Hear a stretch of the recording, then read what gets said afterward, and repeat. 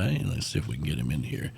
There you are, Mr. Sideways. There you are. Yeah. Turn the whole phone sideways. He got it. Yeah, and see, the other way. Oh well, there we go. All right, let's turn it back now. There we go. You got things like this here, maybe? Yeah, that's fine. That's fine. Good. That's good. Joey Wood joining us finally. Oh, wait a minute. What happened? What happened? You went away. Damn it. We were so close. I think you touched the camera again, or the because now we got a black screen. There you go. There you go. Yeah, there you go. Yeah. Don't move. Don't do a damn thing. Okay.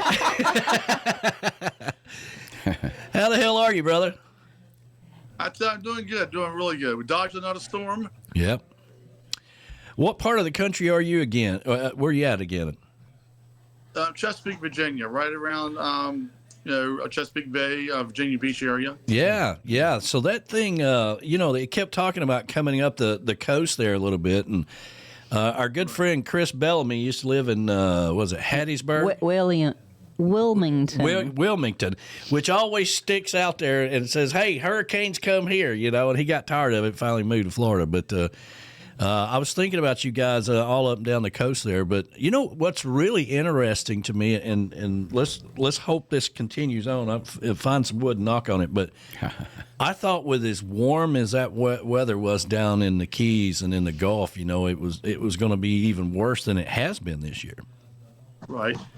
But I'm glad you guys are safe. Very safe, yeah.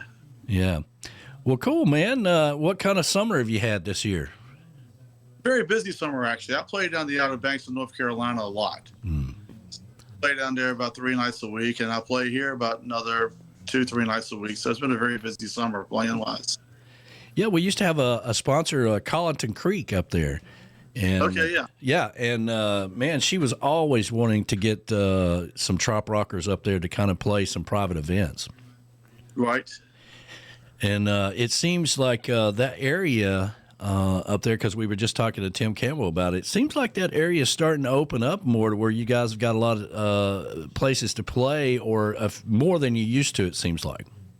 Oh yeah, there's so many places to play here. I mean, every place almost has entertainment now. Yeah. A lot of play trop rock. I mean, a lot of it, just when you're cover bands. Yeah. But I'm very lucky. I get to play to a lot of tourists, and they're there for one reason: to have a good time, and that's my job, to make a good time. Yeah, man. Well, we played those 2 tunes earlier down in Cayo Eso and Living Life. Tell us a little bit about those songs. How did those come about? Believe it or not, down in Key West, and came home. It was wintertime. Got inspired. I grabbed a guitar, and they just came out. It was like I went to like a period for about 2 weeks where songs were just flowing like crazy. Man, that's awesome. I mean, I'm so glad to be back down in Key West for the Songwriter Showcase. Glad to have you part of it again. And this year we ain't got to talk about you just coming out of the hospital. No. But because I think you were supposed to play 2 years ago or whatever, and you couldn't do it. So we were glad to have you back last year, and glad to have you back this coming year. But my whole point about this is there's so many songs written about Cayo Eso or Key West that just makes it the perfect place to be at when you're having these events. Oh, it is. I mean, that place there, to me, it breeds a creativity. I mean, I go down there and it's like, listen to people talk, and they talk in song. You hear a conversation, you think to yourself, I can use that line in a song. Yeah, that's awesome, man. So are you putting together like an EP or an album or anything? I have an EP done. I just got to get the artwork done to it, and hopefully I'll have it ready, by November to, pass out to folks. Well, that was always the thing, in the world we're swimming in is when you went down to Key West, that's when you wanted to have your newest, freshest music to hand out to people. Right. Oh, exactly. So you're still kind of like the need to hand out CDs as opposed to downloads? To me, if I play a lot, down to Outer Banks of Tourists. To me, a CD, if I give them one, that is a souvenir that they take home from their vacation. Is how I look at it. But I definitely need to download some stuff. You're right. Yeah. Well, I mean, having it online is makes it easier, whatever. But I mean, I asked that question because a lot of people are like that. Hell, Flaz over here still has 8-track tapes in his in his garage, But there's a certain point over the last 4 or 5 years where people are like, I don't know if I need to have CDs, and yet you can get albums. You can get a whole 33, developed now more than you used to.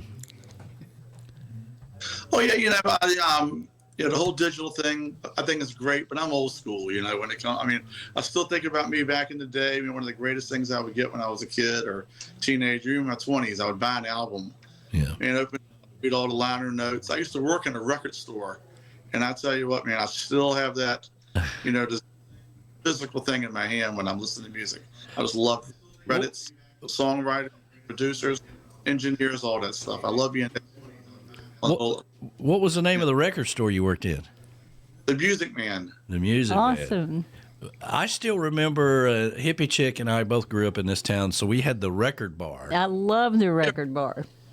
Yeah, record bar. And you could get, it seems like they put a label or something on the back of it, and they put an X or whatever, with and they would scratch it off every time you bought another one. And when you had that filled up, I guess you could get another one. I can't remember how it worked. I can't remember how it worked, but it was awesome. Yeah. Same thing with the Music Man. You buy 10 albums, you got a free one. Yeah. That was great. That's awesome. So you had a whole store full of albums that people were going through. Is that how it worked? Oh yeah, I mean, it was a lot of fun. It was a place to be, back in the day, a record store. I met so many people there, and I still every now and then I run into them, and we laugh about how things used to be and how things are now. I guess the biggest wake up call I had was about 3 years ago. I was in the Outer Banks visiting friends of mine. They were younger than me, and they said, "Let's put on some music." The guy brings out a little speaker, probably 6 inches tall, takes his phone out, and that was his stereo. And part of it, I said to myself, man, there's no clutter or nothing. Everything you hear right here. That's awesome. Looking back at the record stores, the coolest thing about a record store was that, you could just go and get a random album and put it on the turntable and have that playing in the speakers or whatever, People would come in, they'd be like, who's that playing, And you'd say, oh, yeah, you need to check them out. One of my biggest memories is back in the day when a Thriller came out, we were selling that thing out the box. It was Christmas Eve, and we couldn't even put it on the shelf, so we just started selling it out the box behind the counter. That's one of my biggest memories working at a record store, was selling Michael Jackson's Thriller. Wow. That is a great album. That is a great album, yeah. And then somewhere along the way, you started playing music yourself, right? Yeah, definitely. Yeah. Started playing, and everyone that does this, I will definitely say that my biggest influence in the beginning was Jimmy Buffett.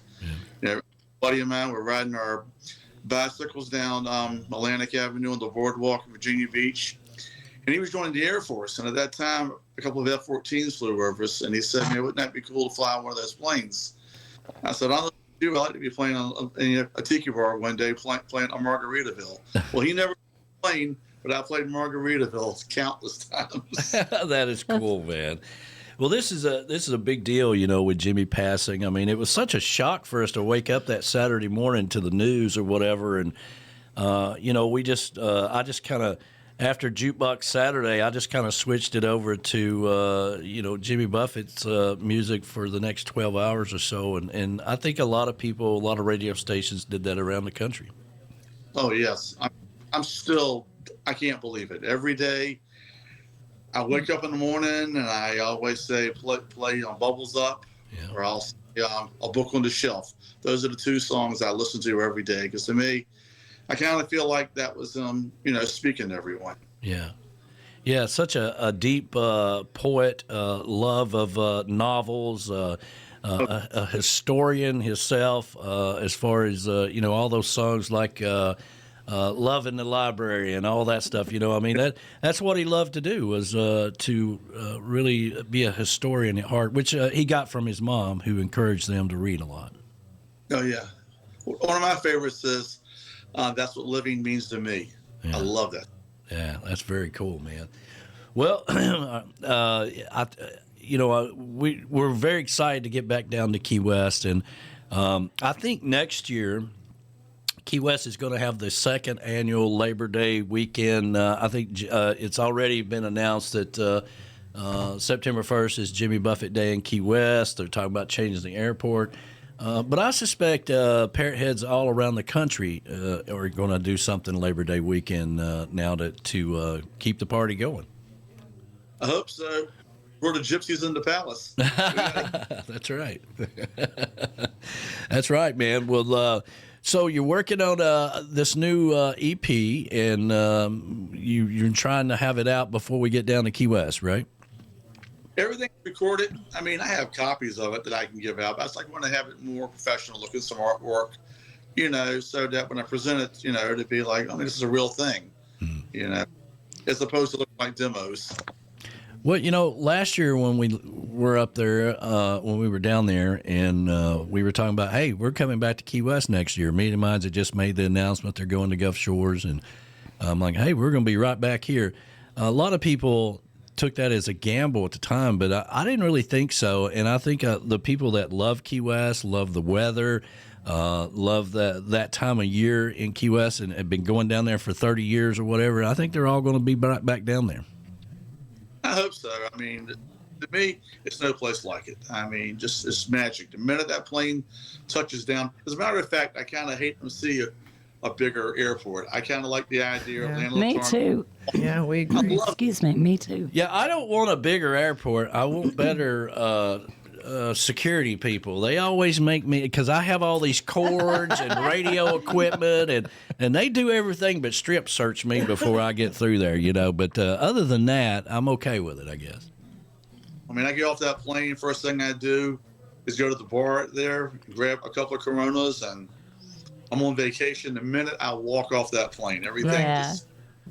Yeah, well, for us, whenever we get to the Beachy Shell Hideaway and we get on our bikes, when I start riding the bike through Key West, then I am officially, I feel like I'm back on the island. That's when I enjoy the most. And I love going through the Key West Cemetery as well, early in the morning. So, it's just these little things.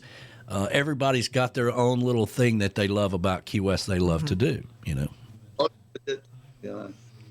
Well, cool, man. I'm glad we were able to get you on. I don't know if it was something on your end or what, but... I tell you, we tried the computer, we tried my phone, tried the iPad. I'm on my wife's phone, and that's how I'm getting you right now. Wow. Well, sometimes it's got something to do with Wi-Fi or reception or whatever, so I don't know. But, we've come a long ways of being able to just see you in person, so to speak, on the radio. It's always great seeing y'all. I love listening to you. I love your messages every morning. It's always that's how I start my day. I listen to that. It's like, okay, it's always positive. I like that. Hey, man, I really appreciate that. For everybody that drops by in the morning time and says hi, that's I really, really appreciate that. I feel guilty if I don't do it, because everybody's like, is he dead? But anyway, man, well, we're running a little bit behind, but I wanted to make sure we got you on. And so Joey Wood's going to be at the showcase, Tiki Man Radio Songwriter Showcase Key West bound, and we're excited about that. Anything else you want to announce, and how can people find your music or get your music? Just go on my Facebook page, Joey Wood or Joey Wood Music. Everything is there, or just send me a message and I'll send you some songs. There you go, man. Well, I'm glad you're doing well. You seem to be doing a lot better than a couple years ago, and health-wise, which that's the one thing about this thing that happened with Jimmy. It's like, man, if that'll happen to him, it can happen to all of us, right? So it does eventually happen to all of us. But I mean, it does make you stop and think a little bit. Oh, it does. About Jimmy, it's the fact that here's the guy here that he's the king of somewhere hot. And of all things, the sun is what got him. You know what I mean? This just doesn't seem right. Isn't that amazing? It doesn't. It is amazing. Well, buddy, we're going to let you fly, and we'll see you down in Key West, okay? Bye, Joey. Hey, man, thanks a lot, man. I appreciate that, brother. We'll